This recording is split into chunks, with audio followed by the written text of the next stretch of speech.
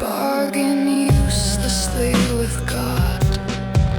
Give me the strength not to need my man's love, my man's presence and body, his arms and hands, his manly voice and moves. His gaze entered my core more deeply and filled me more fully than any other man's body did or could ever do. Or give me another one, someone of the same value, one I still have never met, yet at the autumn of my existence, to try to forget him and to feel once again alive before I fade. Or be yourself, my man, oh God. Talk to me and be my man, be my force and be my joy. Let me feel your presence, let me feel your touch, and not merely fancy you.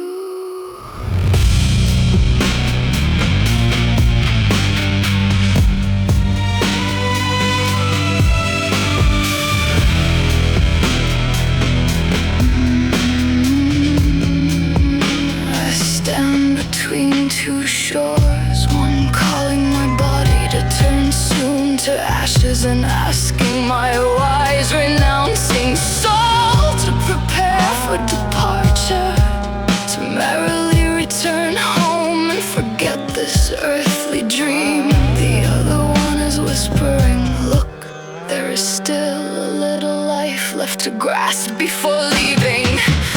Feeling young in an aging female body with an aging face is a sorrow. I could disappear softly like a withering rose that knows its time. But you made me remember what it feels like to be held in my man's embrace. Not so long ago I was feeling alive in another man's company, but that one betrayed me. I was pretty and young, but that one killed my loving heart and the desire in my body. For so many years I thought I was done with those needs, and I learned to be the man who would never be with me anymore. Now that everything bends softly towards the end,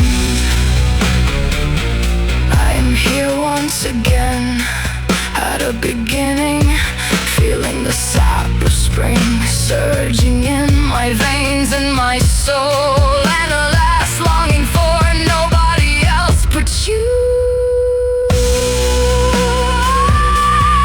Why did you awaken the dragon of love? Who was at last sleeping in the cave of my heart? Which one of earthly or heavenly water should I drink now, not knowing if I need to prepare for my departure, or if I can still enjoy being alive while in the waiting room, and still let the angel inside me savor the taste of love and life through my flesh.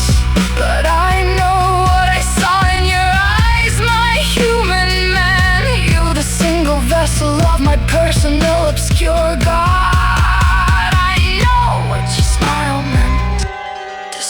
You. I felt these rays of light in your glances, how they move the strings of the subtle harp in my guts, how they warm my heart numb from the long cold. Do you know it yourself? Glimpses of perfection, birthing certainties of happy tomorrow.